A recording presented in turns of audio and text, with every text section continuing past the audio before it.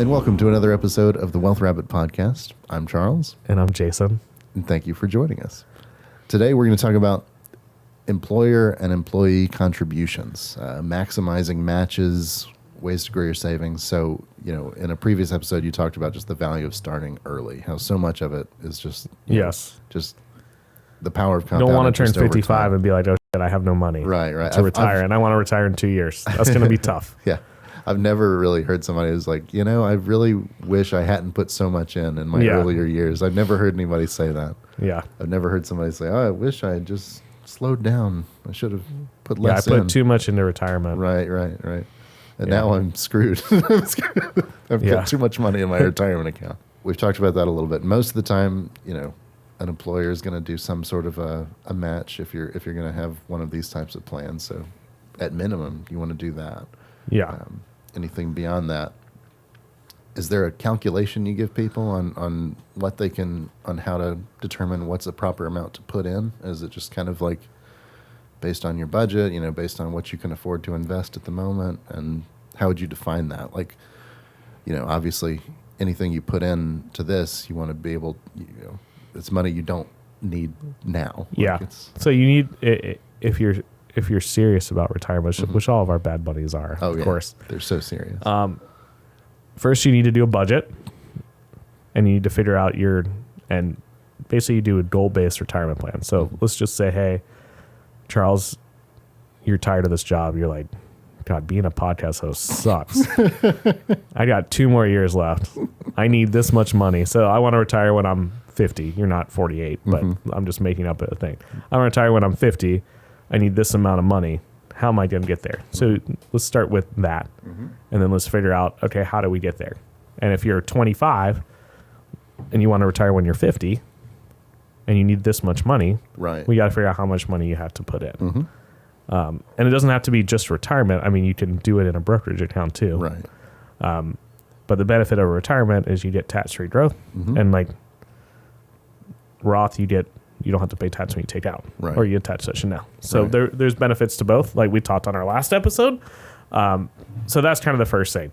Yeah. Like you kind of just alluded to, like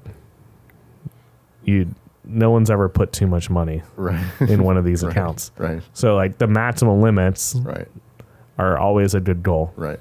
And just like you had mentioned, what's the rule of thumb you use? 9% is what you think the market averages over the course of its history. Yeah. So like obviously not every year is going to be 9%, but like over the course of a long investment, you're going to average 9% returns if you're keeping up with the market, which ideally any sort of mutual fund that you'd be in would do.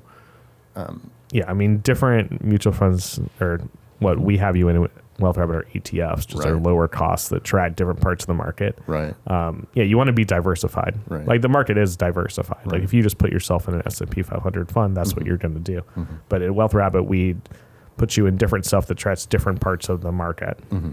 You said the rule of thumb is if it continues doubles that way, in 7 years. Doubles every 7 years. So that's you can kind of calculate based on how much time you have left for retirement. I would use a retirement plan software to do that. Right. There's a lot of them. Or get a lot of people who are starting out, they can't afford a financial advisor, which is totally fine. But there's free ones. Yeah. Like free investment calculator kind of things. Yeah. Go on there, come up with a plan. I would say in general, if you're making $50,000, you might not be able to put in $16,000. Right. But especially when you're young, you don't have a family, like that's the time to crank it up. Right. Crank it up as much as you possibly can, but obviously like don't put yourself in a situation where where you can't afford to live because you put so much in there. Yeah. I would say in general, if you're someone who's going to do this is like smart and not going to put themselves in that situation. Right. And that's a good situation to be in. That creates a little like hustle. Like, hey, you got to make. And you'll appreciate it later. Little financial stress is good. That means you have to work a little harder, or you got to figure something out. Don't make any dumb decisions, but that's just good life advice in general. Yeah, like just a little bit of stress is a good thing. Yes, exactly. People generally think of stress as like, oh, it's all bad. I should be like free of stress. But if you're free of stress, then you're just gonna die of boredom. Exactly. You got to have a little bit of motivation, and sometimes stress creates that. What does it say? Pressure makes diamonds. Yeah, that's right. Yeah. Pressure makes bad bunnies. Let's talk about the value of free money, meaning like what the employer puts in. So like you always want to be in a position where you're putting in at minimum what the employer is willing to match. Yes. That's like the bare minimum. Bare minimum. You want to do it if someone's giving you free money, you have to take it. Yeah, for sure. Like, and you can afford, it's normally 3% or 4%. Like, do that. Some employers will offer more. Yeah. If you, certain 401ks, you can do a match of whatever. Typical employers are 3 or 4%. So you got to do at least that. Yeah. With our simples, simples are simple. It's normally 3%. Yeah. Like, do 3%.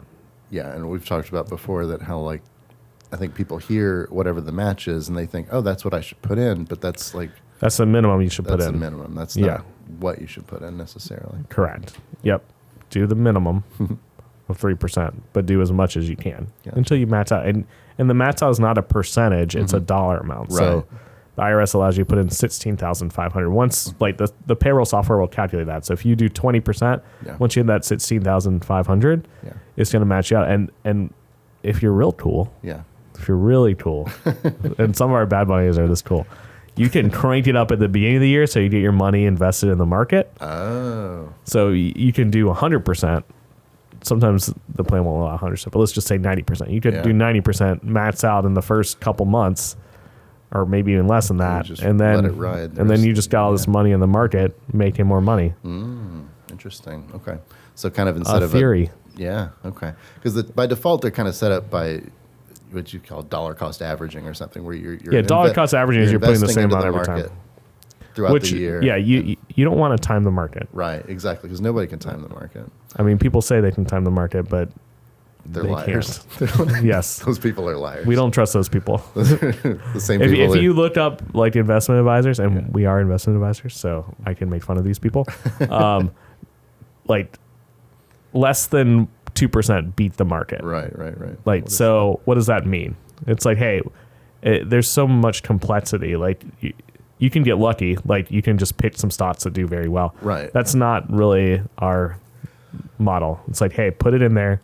Over a long period of time, you're going to make a good amount of money. Yeah, you're not going to make 400% in 1 year. Right. Like, yeah, if we would have put all of our money in NVIDIA in 2005, we'd be freaking lots of money. But the chances of that hitting at that time, like, you have to get lucky.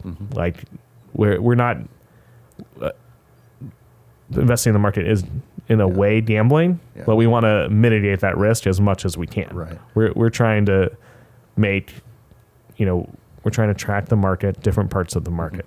That's what we're trying to do. Now, what's the phrase? Time in the market always beats timing the market. Yeah, and you don't, where people make mistakes is they think that the market's going to go up or down and they make a decision. Yep.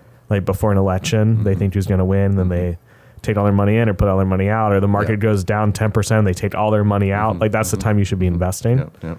When the market dips, not when you take it out. So that's one thing. That's one big goal of a financial advisor is to be like, hey, you have to trust me. Like there's going to be dips.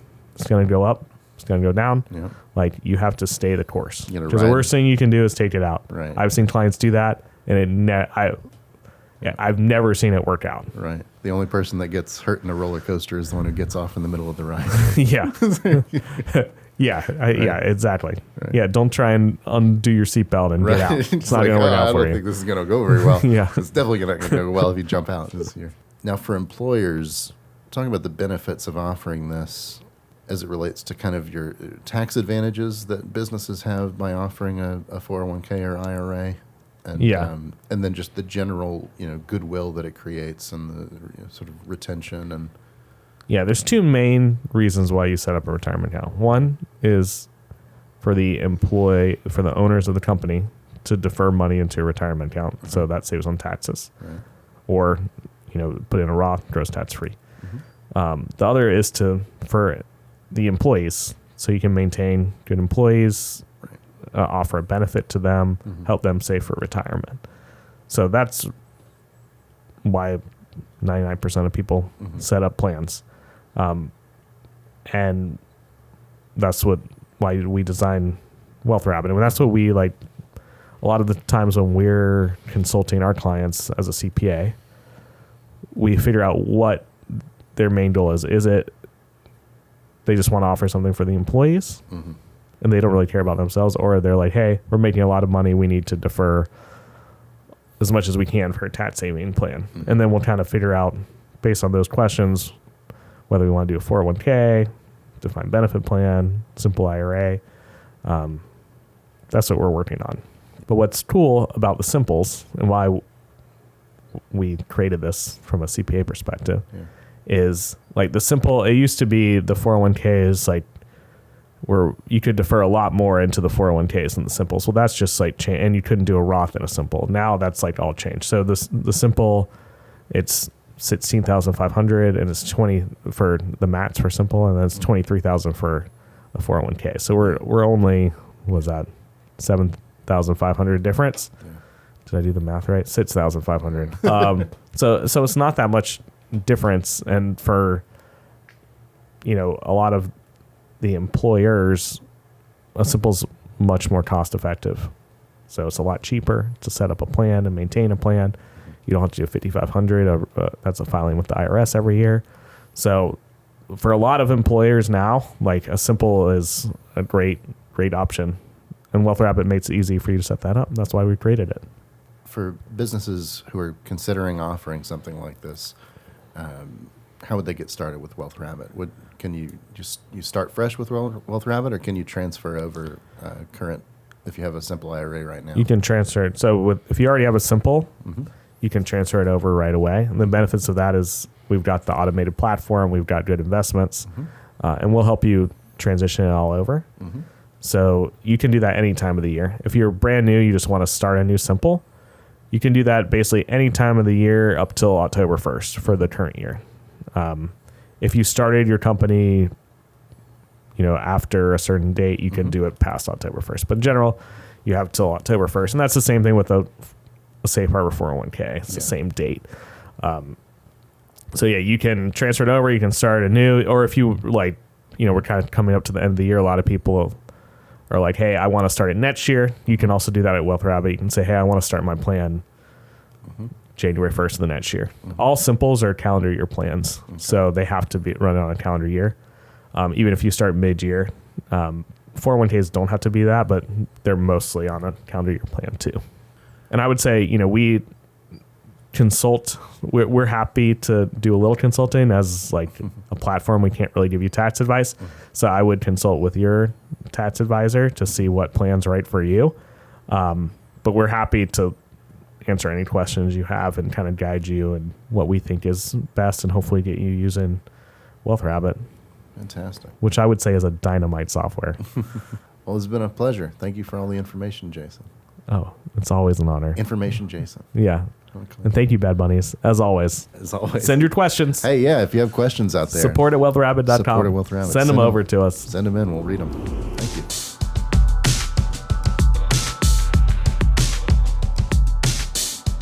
The WealthRabbit podcast is a production of WealthRabbit, located in sunny Rock Hill, South Carolina.